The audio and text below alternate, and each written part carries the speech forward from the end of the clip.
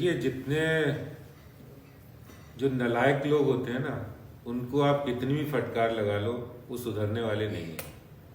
ये बिल्कुल दिल्ली सरकार चिकना घड़ा जैसे होता है, कितनी भी बातें कर लो। आज ये बड़ा दुख की बात है कि 5-5 बार उनको फटकार लगी है। सुप्रीम कोर्ट ने, हाई कोर्ट ने कोरोना के मामले को लेकर हो या प्रदूषण, दिल्ली में बढ़ते प्रदूषण में कोई कार्रवाई करने में विफल रही हो, इन सब मामलों को लेकर कोर्ट ने 5 बार फटकार लगाई। 2-2 बार केंद्र सरकार को, गृह मंत्री अमित शाह जी को दिल्ली की स्वास्थ्य व्यवस्थाओं के लिए इंटरवीन करना पड़ा। आखिर दिल्ली सरकार, दिल्ली के मुख्यमंत्री साहब, जिनको दिल्ली की जनता ने यहाँ मुख्यमंत्री बनाया है, उनका कोई काम नहीं है क्या? वो काम क्यों नहीं करना चाहते?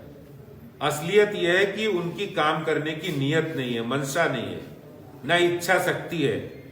और उनकी अगर काम वो करते हैं, दिखते हैं, तो सिर्फ एक ही जगह, हर जगह प्रचार प्रसार करना, चौक चौराहों पर होर्डिंग लगाना, एफएम और रेडियो और टीवी और अखबारों के माध्यम से विज्ञापन देना। क्या विज्ञापन देने मात्र से उनकी रिस्पॉन्सिबिलिटी पूरी हो जाती है?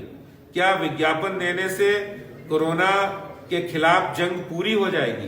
क्या विज्ञापन देने से प्रदूषण के खिलाफ जंग पूरी हो जाएगी? मौजूदा स्थिति को फिर किस तरीके से देखते हैं, क्योंकि आंकड़े कम होने का नाम नहीं ले रहे। अगर हम बात मृत्यु दर की करें तो वो भी बढ़ रही है। बिल्कुल, जो दिल्ली सरकार ने कदम 8 महीने में उठाने चाहिए, इन्होंने ना तो संवाद किया, ना पॉलिटिकल पार्टी के साथ संवाद किया, ना सामाजिक संगठनों के साथ संवाद किया। और मैं मानता हूं कि जब कोई संकट होता है तो उस संकट में हमें सबको मिलकर साथ करके चलना होता है। और मिलकर साथ चलाएगा कौन? वो सरकार करती है काम। सरकार अगर सामाजिक संगठन हो, आरडब्ल्यू हो, ट्रेडर्स एसोसिएशन, मार्केट एसोसिएशन, राजनीतिक संगठन, उनके साथ बात करते, समस्या का समाधान निकलता।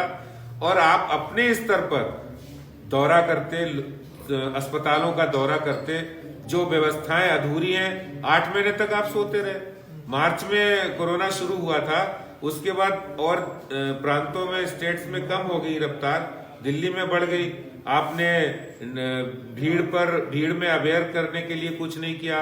आपने कोरोना में हॉस्पिटल की व्यवस्थाओं को सही करने के लिए कुछ नहीं किया। आपने 300 करोड़ रुपए विज्ञापन पे तो फूंक दिए, लेकिन ना तो आपने ऑक्सीजन सिलेंडर की व्यवस्था हो, नंबर ऑफ आईसीयू बेड्स बढ़ाने की बात थी, वो करना चाहिए। 750 बेड्स भी मांगे हैं केंद्र सरकार से, उनका कहना है कि वो भी अभी तक नहीं मिल पाए हैं। देखिए, डीआरडीओ के द्वारा मेरे पास जानकारी 250 बेड की व्यवस्था उन्होंने कर दी है। मेडिकल डॉक्टर्स और पैरामेडिकल स्टाफ भी लिफ्ट करके यहाँ काम करना शुरू कर दिया है। और जितनी भी रेलवे कोचेज हैं, चाहे वो आनंद विहार पे या शकूर बस्ती में, वहां पर भी ऑक्सीजन सिलेंडर युक्त रेलवे आइसोलेशन सेंटर बनाकर तैयार है और वहां ऑलरेडी चालू है। सवाल यह है कि सिर्फ आप दूसरे, केंद्र सरकार हो या कारपोरेशन हो, उनको साथ लेकर अगर काम करेंगे तो दिल्ली की हालत बेहतर होगी और जल्दी हम रिकवर कर सकते हैं। प्रदूषण के खिलाफ जो लड़ाई के लिए जो सेस वसूला जाता है, दिल्ली सरकार वो भी नहीं कर पा रही है। हाँ, बिल्कुल सही बात है। लगभग 1100 करोड़ रुपया इनके पास जो सेस के माध्यम से आया है, उसमें से 200 करोड़ रुपया इन्होंने खर्च किया है। बाकी पैसा अभी तक खर्च नहीं किया। ना स्मोक, एंटी स्मोक टावर लगाया, ना ही इलेक्ट्रिक बसें खरीदी गई, ना ही जो 26 घोषणाएं इन्होंने ग्रीन बजट में की थी वो की।